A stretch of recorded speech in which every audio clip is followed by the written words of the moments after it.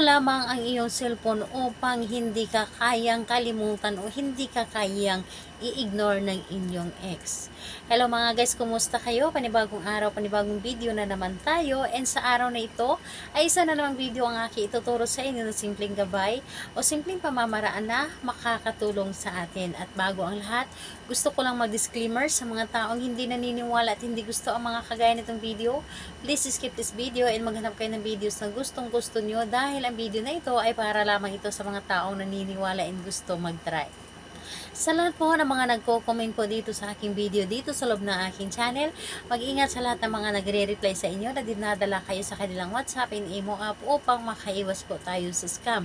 Ngayon po ituturo ko sa inyo paano kayo hindi i-ignore ni ex or hindi kayo kayang kalimutan ni ex gamit lamang ang inyong cellphone. Yes po, gamit lamang ang inyong cellphone. And syempre, kailangan mo lamang dito ihanda yung sarili mo. Kailangan siguraduhin mo na ikaw ay isa sa naniniwala sa mga ganitong pamahiin.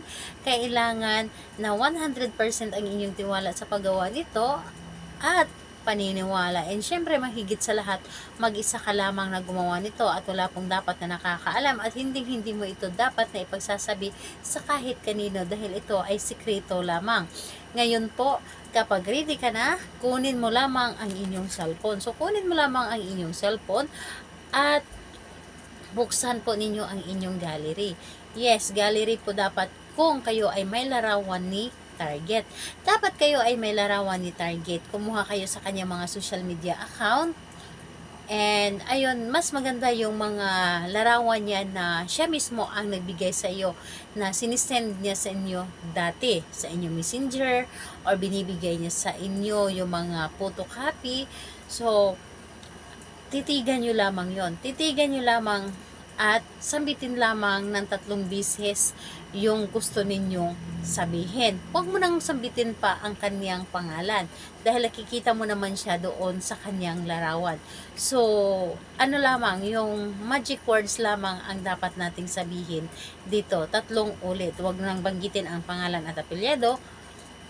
Magic words lamang. So, yung magic words natin ay sabihin lamang natin, hindi mo ako kayang i-ignore at hindi mo ako kayang kalimutan. Again po, hindi mo ako kayang i-ignore at hindi mo ako kayang kalimutan.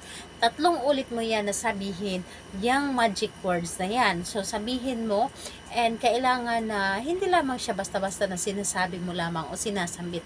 Dapat po ay nagagaling mismo sa iyong puso. Yung tipong pakiramdam ninyo, yung gustong-gusto ninyo na hindi kayo kaya niyang i-ignore, hindi niya kayang kalimutan. Yung tipong mga ganun na pakiramdam, yung gustong-gusto nyo pa rin na naaalala pa rin kayo palagi, yung kahit nawala na kayo ngunit hindi niya kayang i-ignore kayo, yung nagpaparamdam pa rin siya palagi. So yun po ang inyong dapat gawin. So gawin niyan sa kahit anong araw at oras, pero mas malakas na araw, Tuesday and Friday.